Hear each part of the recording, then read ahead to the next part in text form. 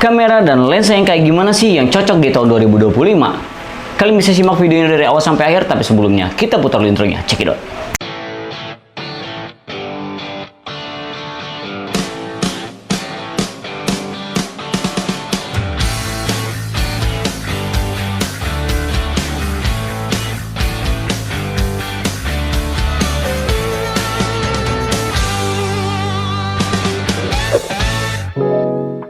Assalamualaikum warahmatullahi wabarakatuh. Baik lagi di Farwadi Channel ya teman-teman. Di video kali ini gue mau sedikit sharing aja ya ke teman-teman. Mungkin di sini teman-teman ada yang kebingungan ya di tahun 2025 itu kamera yang bagus digunakan untuk memotret itu pakai kamera yang kayak gimana sih? Apakah DSLR ataukah mirrorless? Mungkin di sini teman-teman juga masih banyak yang menggunakan kamera DSLR mungkin ya di Canon 750D atau enggak Canon yang lainnya, atau kamera mirrorless yang mungkin ada di Sony Nex itu, atau yang mirrorless yang jadul ya. Mungkin kalian ada yang masih menggunakan kamera-kamera jadul. Nah, nanti gue bakalan kasih solusi juga ya, hasilnya tuh bakalan bagus pakai lensa yang kayak gimana.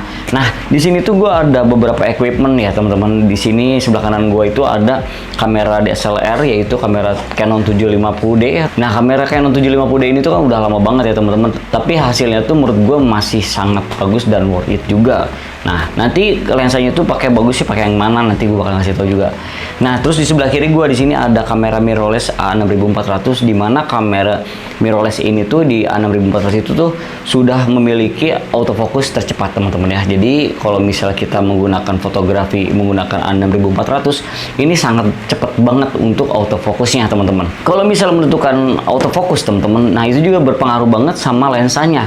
Belum tentu kalau misalnya kita menggunakan autofokusnya di Sony A6400 tapi penggunaan lensanya mungkin yang sudah jelek, ya tetap aja bakalan autofokusnya nggak secepat yang mungkin dibilang orang itu kamera A6400 itu cepat banget autofokusnya.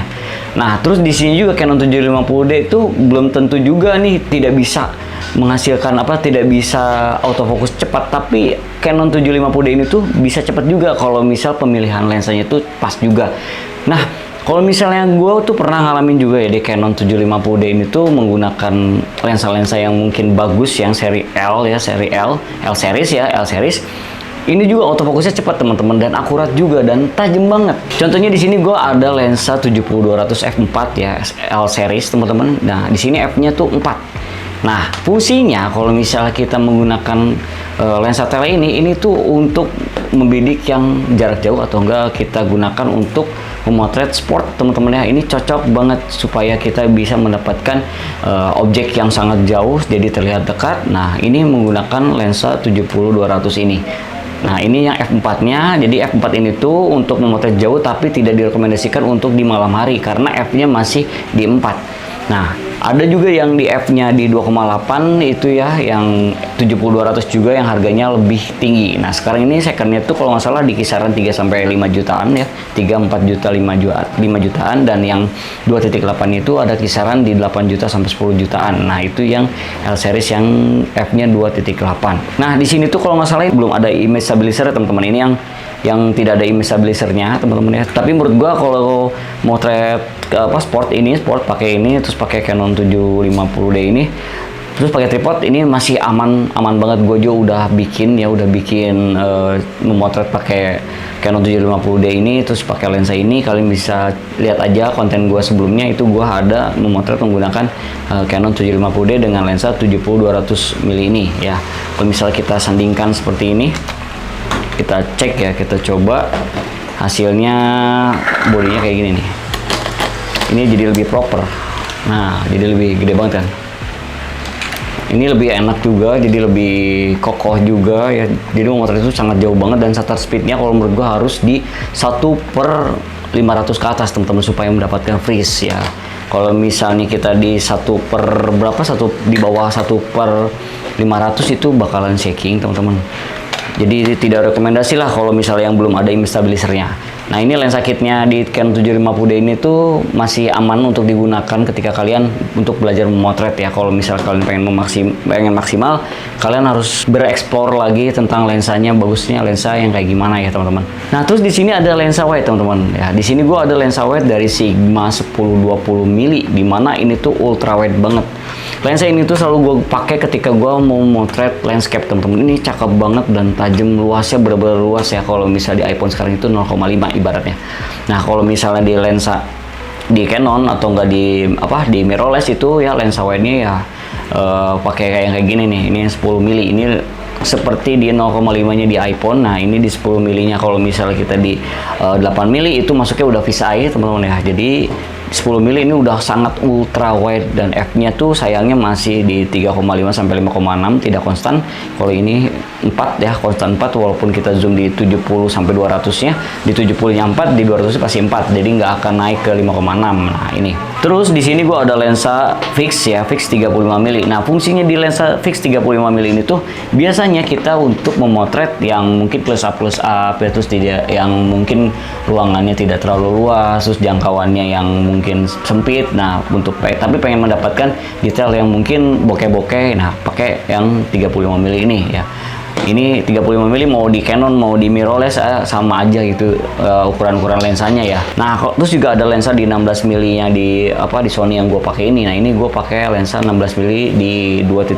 Nah, itu fungsinya sama ya buat untuk landscape juga yang untuk luas-luas atau enggak ruangan-ruangan yang mungkin kecil. Nah, pakainya yang di 16, 17 ya, 10, 12, 11. Nah, itu untuk ruangan-ruangan yang kecil. Dan kalau misalnya kalian pengen close up dan detail yang dapat yang cakep, kalian bisa pakai di 35 mili atau enggak di 50 mili ya, terus atau di 85 mili yang f-nya tuh besar banget 1,4 1,8 itu mendapatkan blurring belakang dan manis banget dan tajam ya. Tapi kalau misalnya lensanya tuh kalian salah juga ya, misalnya kalian pengen memotret yang naik motor atau enggak sport gitu menggunakan lensa wide, itu kurang cocok teman-teman yang pakai lensa ini. Terus pengen pakai memotret yang mungkin sport dari jarak jauh, wah ini nggak akan dapat banget. Jadi kalau misalnya kalian pengen memotret sport, kalian pilihnya yang di 70-200 atau enggak yang 50 mili sampai 200, terus ada yang di 18-105 yang di Sony ya, di G Masternya. Terus kalau misalnya kalian pengen motret yang sport pakai yang fix juga salah juga, karena kita tidak ada variasi nanti angle-nya teman-teman dan nggak bisa di zoom, terus kurang banget lah. Jadi semua lensa itu ada fungsinya masing-masing ya, mulai dari lensa telenya itu bagusnya untuk sport ya, kalau misalnya di lensa wide itu bagusnya tuh untuk di yang luas-luas untuk pemandangan. Nah terus kalau misalnya lensa fixnya itu cocoknya untuk memotret mungkin model atau nggak objek yang mungkin nggak terlalu membutuhkan banyak jarak. Nah ini pakai lensa fix teman-teman, jadi enak banget ya gitu. Terus kalau misalnya kamera itu cocoknya yang kayak gimana sih di tahun 2025? Menurut gua semua kamera itu sama aja ya teman-teman ya. Terus kalau misalnya kalian menggunakan misalnya ya Canon 1100D, kalian combine menggunakan lensa ini hasilnya tuh bisa menyaingi mirrorless yang mungkin terbaru ya teman-teman hasilnya, dan tajam teman-teman, karena optik yang L series ini tuh tajam-tajam teman-teman. Jadi kalau misalnya menggunakan Canon 1100D terus dikombin dengan lensa yang L series, itu hasilnya tuh bisa menyaingi mirrorless yang mungkin harganya lebih mahal dari Canon 1100D itu. Nah terus kalau misalnya pakai kamera 6400 atau enggak kamera yang lebih mahal gitu ya, terus pakai lensa kitnya, itu sama aja kayak kamera 1100D menggunakan lensa yang biasa aja ya, lensa kitnya mungkin ya. Nah itu sama aja. Jadi menurut gua kamera itu tergantung pilotnya, terus tergantung juga kita bereksplor tentang lensanya kayak gimana, terus tentang gimana kita menguasainya tentang si kamera tersebut.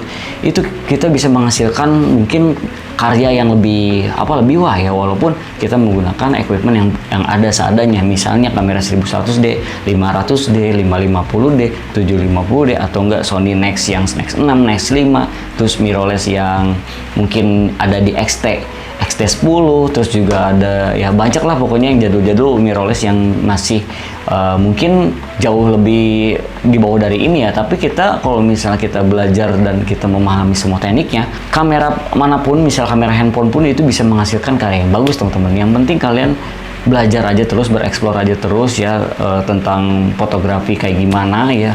Nanti juga kalian bakalan terbiasa. Yang penting kalian ada keinginan juga untuk belajar dan tidak stuck di situ aja. Jadi misalnya kalian udah bisa ini nih, wah gue nanti bakalan harus bisa bereksplor lagi nih, gue mau bikin fotografi yang ini lagi. Nah kalian bereksplor juga, karena dunia fotografi itu luas banget teman-teman. Tidak hanya bokeh, tidak hanya overexposure, tidak aja underexposure, tidak hanya tentang lensa, tidak hanya tentang kamera, tapi masih banyak tentang komposisi, tentang pencahayaan dan tentang equipment. Cahaya itu banyak banget, kalau misalnya kita ulas itu bakalan menghabiskan waktu yang cukup lama teman-teman. Tapi di sini kan gue nge-share ke teman-teman ya pengetahuan gue selama ini, selama pengalaman gue selama memotret dari tahun 2014 sampai sekarang 2025 ya, gue selalu nge-share pengalaman gue ke kalian semua supaya kalian tuh mengerti dan paham. Jadi tidak harus berkarya menggunakan kamera-kamera yang mungkin kamera mahal ya. Kalian yang penting mau dulu, terus ada niat dulu, mulai dulu aja. Kalau misalnya kalian nggak mulai, kapan mau mulainya? Oke?